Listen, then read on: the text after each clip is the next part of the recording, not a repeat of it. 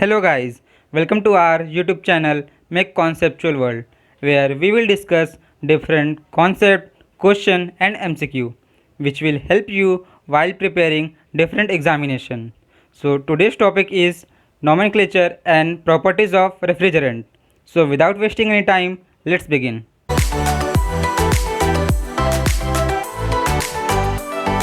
Last video में मैंने vapour compression refrigeration system discuss किया था, जिसमें रेफ्रिजरेंट का यूज़ कूलिंग पर्पस के लिए होता है। तो जो रेफ्रिजरेंट है ये एक हीट कैरिंग मीडियम है जो हीट को एक्सट्रैक्ट करता है लो टेम्परेचर से और इस हीट को डिस्कार्ड करता है हाई टेम्परेचर पे। तो लेकिन डिफरेंट पर्पस के लिए जो कूलिंग रिक्वायरमेंट है वो डिफरेंट होता है, जिसके लिए डिफरेंट रेफ्रिजरेंट की रिक्वायरमेंट होती है। तो जो चॉइस ऑफ रेफ्रिजरेंट है वो उसके थर्मोडायनेमिक, फिजिकल और केमिकल प्रॉपर्टीज़ पर डिपेंड करता है। तो हम यहाँ डिस्कस करेंगे पहला थर्मोडायनेमिक प्रॉपर्टी। तो जो पहला है ये क्रिटिकल टेम्परेचर है। So it is the temperature above which refrigerant can not be liquefied irrespective of pressure on vapour refrigerant. तो जब गैस को हम कंप्रेस करते हैं यूजिंग हाई प्रेशर तो वो लिक्विड में कन्वर्ट हो जाता है, लेकिन जो रेफ्रिजरेंट है अगर ये क्रिटिकल टेम्परेचर क्रॉस कर देता है तो उस टाइम पे हम कितना भी प्रेशर अप्लाई करेंगे उस वेपर रेफ्रिजरेंट पे फिर भी वो लिक्विड में कन्वर्ट नहीं होगा। तो कंसीडर करते हैं एक रेफ्रिजरेंट है जिसका क्रिटिकल टेम्परेचर लो है। तो जो लिक्विड रेफ्रिजरेंट है वो इवेपोरेटर से पास होगा और वेपर में कन्वर्ट हो जाएगा। इस वेपर को कंप्रेसर में इंटर कराएंगे जहाँ पे इसका टेम्परेचर और प्रेशर इंक्रीज होता है, और अगर ये अपने क्रिटिकल टेम्परेचर को कंसीडर करते हैं क्रॉस कर गया तो जब ये कंडेंसर में इंटर करेगा तो उस टाइम पे यहाँ पे फेस चेंज का प्रोसेस नहीं होगा। तो जो वेपर रेफ्रिजरेंट है वो रिमेन वेपर ही रहेगा और उसको एक्सपांसन वॉल से पास कर देंगे। उसके बाद ये जो वेपर रेफ्रिजरेंट जब इवेपोरेटर में इंटर करेगा तो कूलिंग इफेक्ट नहीं प्रोड्यूस करेगा और very less cooling effect produce करेगा, जिसकी वजह से जो मेरा प्रोसेस है वो इफ़िशियंट नहीं होगा। तो इसीलिए जो क्रिटिकल टेम्परेचर है रेफ्रिजरेंट का वो हाई होना चाहिए। तो यहाँ पे मैंने क्रिटिकल टेम्परेचर ऑफ कुछ रेफ्रिजरेंट को इंडिकेट किया है, जैसे कि इथिलीन और CO2 है। इसका क्रिटिकल टेम्परेचर बहुत लो है, तो ये रेफ्रिजरेंट को ट्रॉपिकल कंट्रीज़ में नहीं यूज़ कर सकते हैं क्योंकि वहाँ का सराउंडिंग टेम्परेचर ही बहुत हाई रहता है, अराउंड 30 डिग्री सेल्सियस रहता है। Next, enthalpy of vaporization. So enthalpy of the vaporization means enthalpy required to vaporize the refrigerant. मतलब रेफ्रिजरेंट कितना अमाउंट ऑफ हीट एब्जॉर्ब करेगा ताकि वो वेपर में कन्वर्ट हो जाए। तो जो इंथैल्पी ऑफ द रेफ्रिजरेंट है वो 4:1 है। तो अगर इंथैल्पी ऑफ द वेपराइजेशन जितना ज़्यादा रहेगा उतना ज़्यादा मेरा कूलिंग इफेक्ट प्रोड्यूस होगा और उतनी ज़्यादा मेरी COP ज़्यादा होगी। तो फॉर सेम रेफ्रिजरेशन इफेक्ट जो मेरा मास फ्लो रेट है वो क्या होगा, लेस रहेगा।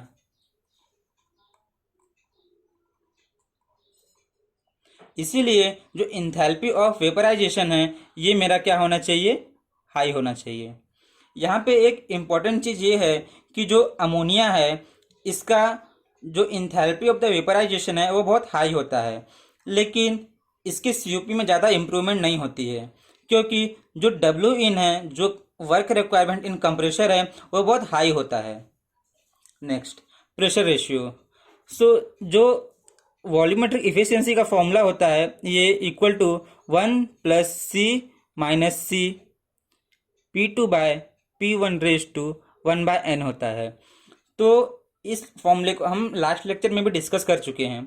तो जो ये प्रेशर रेशियो का टर्म है, अगर मेरा प्रेशर रेशियो इंक्रीज करेगा तो उस टाइम पे मेरा वॉल्यूमेट्रिक इफिशियंसी डिक्रीज हो जाएगा।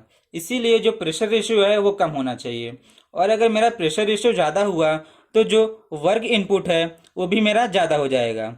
इसीलिए जो प्रेशर रेशियो है वो लेस होना चाहिए। Next, freezing point. Freezing temperature of the refrigerant should be well below the operating evaporator temperature. तो कंसिडर करते हैं हमको -10 डिग्री सेल्सियस टेम्परेचर मेंटेन करना है और जो रेफ्रिजरेंट है उसका फ्रीजिंग पॉइंट -5 डिग्री सेल्सियस है। तो कूलिंग इफेक्ट प्रोड्यूस करते टाइम पे ही जो रेफ्रिजरेंट है वो फ्रीज हो जाएगा और जो मेरा रेफ्रिजरेशन इफेक्ट है वो प्रोड्यूस नहीं कर पाएगा। इसलिए जो फ्रीजिंग फ्रीजिंग पॉइंट है वो हमेशा लो होना चाहिए। Next, specific volume at inlet of the compressor.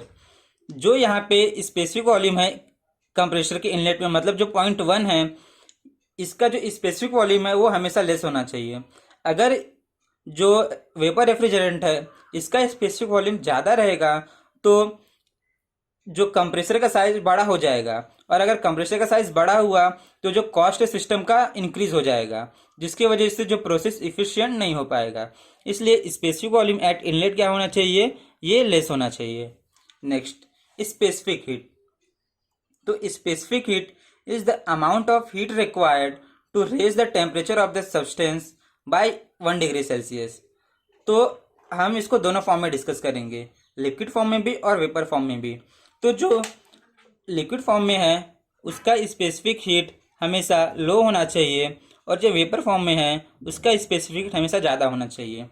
तो कंसिडर करते हैं रेफ्रिजरेंट इवेपोरेटर में इंटर किया और जब ये वेपर में कन्वर्ट हो गया तो इसका जितना ये हीट एब्जॉर्ब करेगा उतना ज़्यादा इसका टेम्परेचर इंक्रीज करते जाएगा।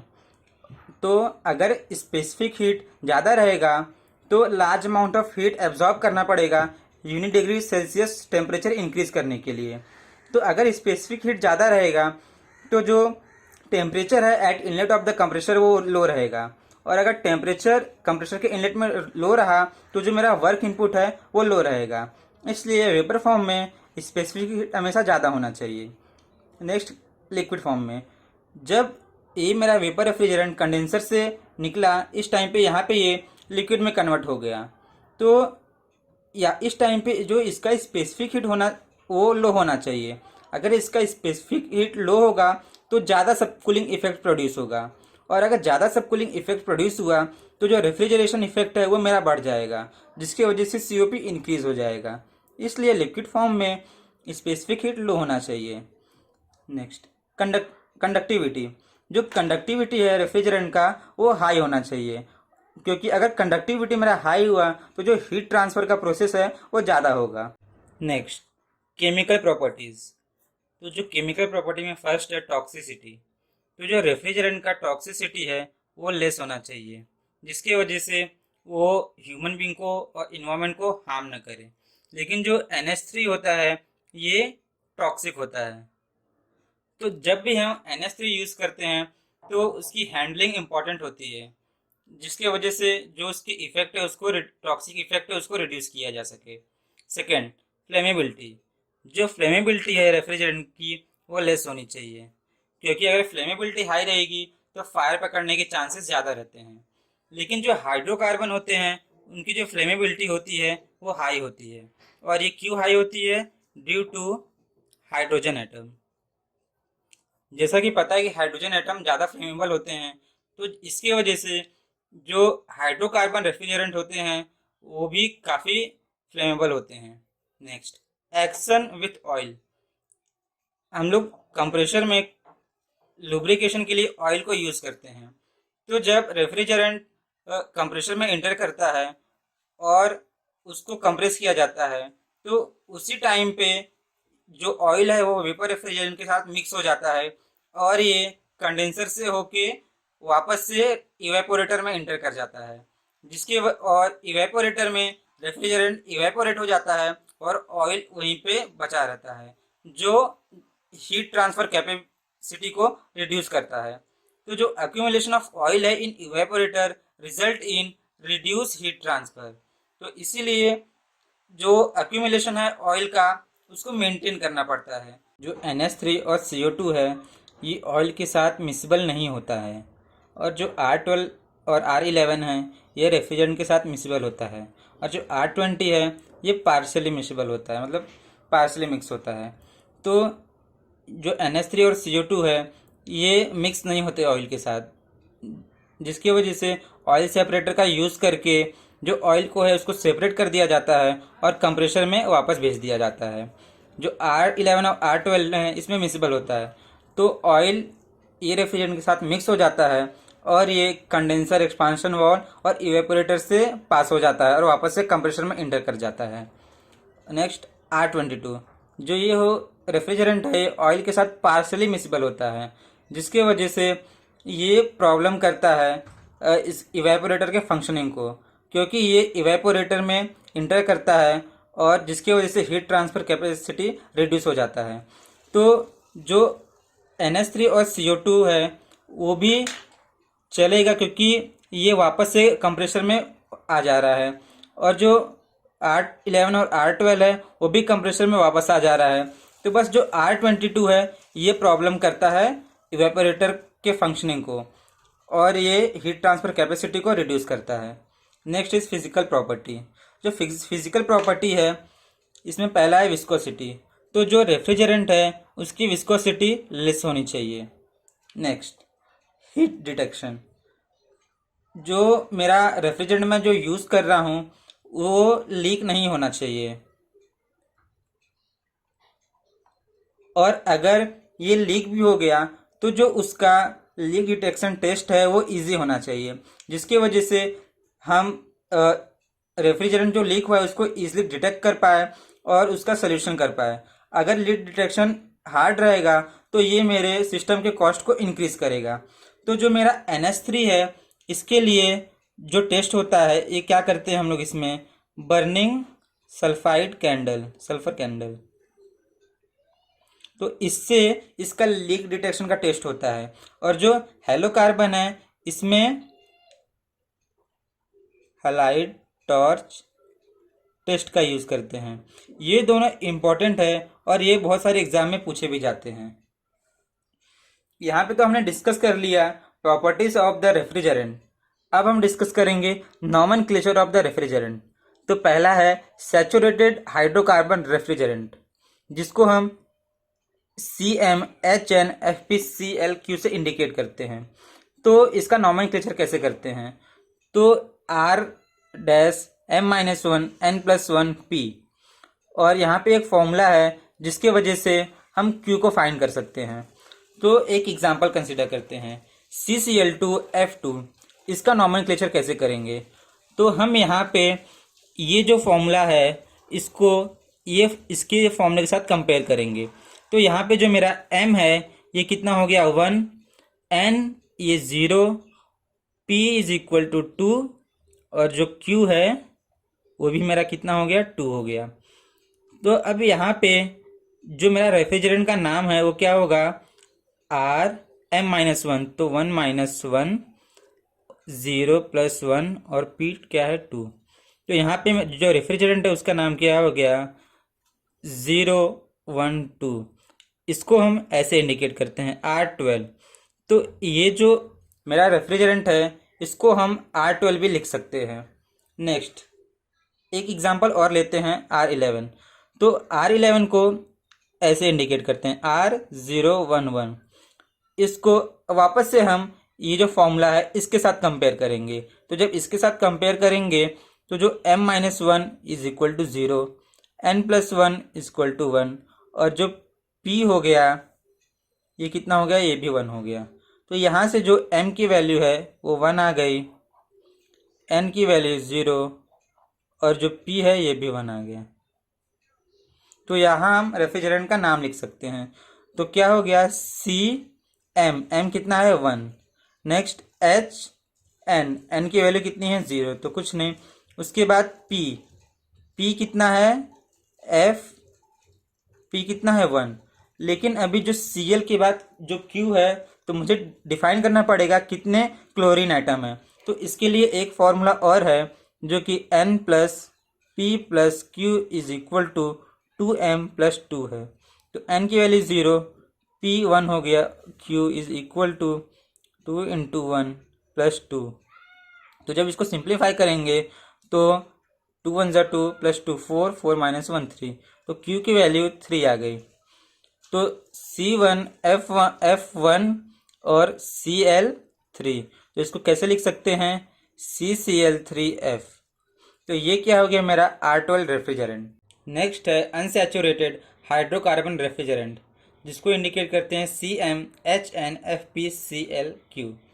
तो ये नंबर ऑफ एटम्स है जो कंपाउंड में होते हैं।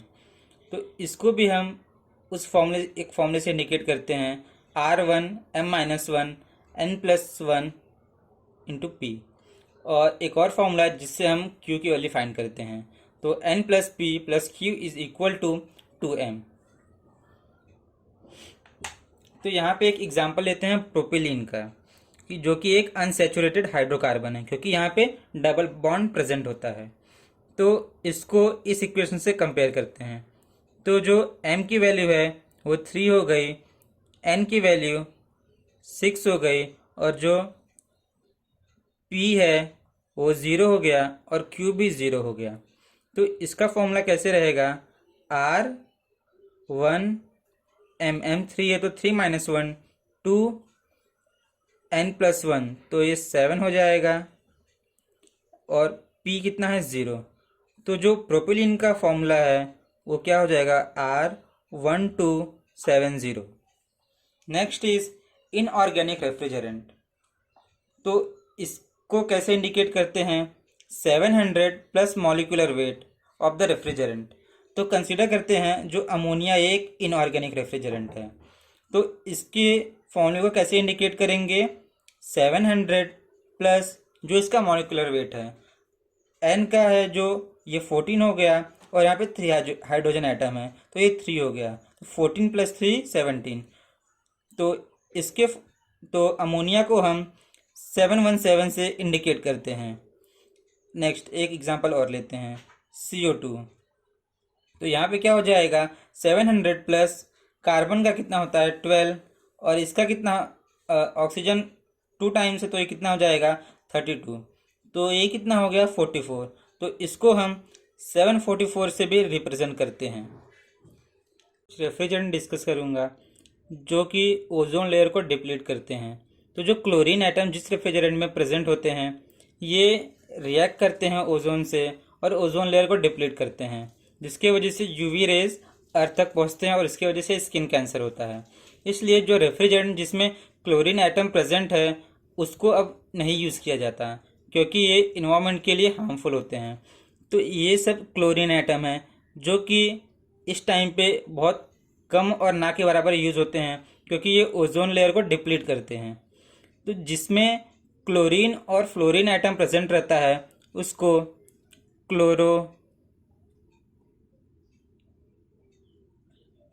फ्लोरोकार्बन रेफ्रिजरेंट बोलते हैं, और जिसमें हाइड्रोजन भी प्रेजेंट रहता है उसको हाइड्रोक्लोरोफ्लोरोकार्बन बोलते हैं, और जिसमें हाइड्रोजन और फ्लोरीन प्रेजेंट होता है उसको हाइड्रोफ्लोरोकार्बन बोलते हैं। तो इसमें क्लोरीन एटम प्रेजेंट होने की वजह से इस रेफ्रिजरेंट का यूज़ बहुत कम हो गया है।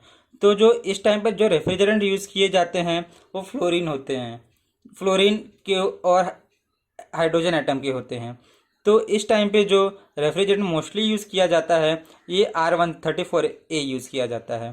तो इस टाइम पे जो हाइड्रोकार्बन्स और जो मेरा HFC मतलब हाइड्रोफ्लोरोकार्बन है इसका मेजरली यूज़ किया जाता है,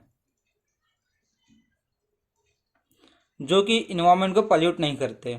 I hope you like this video, so please subscribe and hit the bell icon to have more conceptual learning.